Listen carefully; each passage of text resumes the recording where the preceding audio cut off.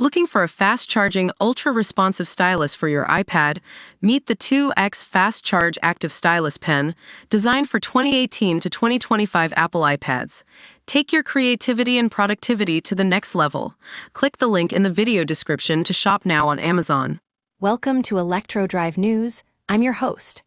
A new report out of Germany has shed light on a shocking reality.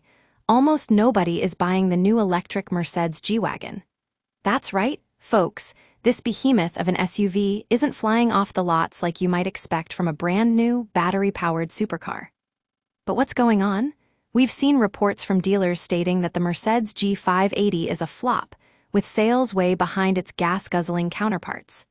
Now, we'd expect automotive journalists to be all over this story, extolling the virtues of electric powertrains and how they're changing the game.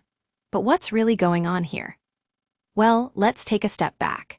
The entire automotive industry has been pushing consumers into buying electric vehicles with all its might. And that's exactly the problem.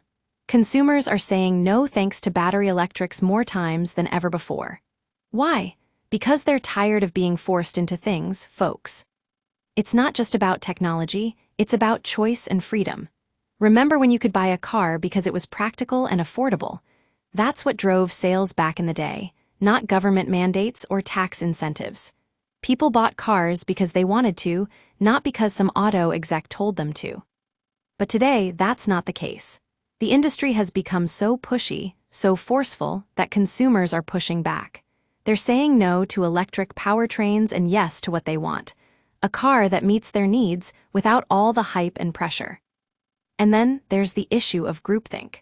You know, when everyone in an industry gets caught up in this mentality that if you don't go along with the crowd, you're somehow wrong or evil. That's exactly what's happening here. The automotive industry is so entrenched in its love of electric powertrains that it can't even hear consumer dissent. We've seen reports of cargo ships burning out of control because they were carrying too many EVs. That's not a joke, folks. It's a symptom of an industry that's lost sight of what matters: the customer. So, what does this mean for the future? Well, it means we need to listen more and talk less. We need to hear from consumers, really hear them, without trying to convince or persuade them. And we need to stop acting like we're superheroes saving the planet when all we're doing is selling cars. That's the way forward, folks. Let's keep pushing for innovation, but not at the expense of choice and freedom. Thanks for watching Electro Drive News. We'll be back with more on this story soon.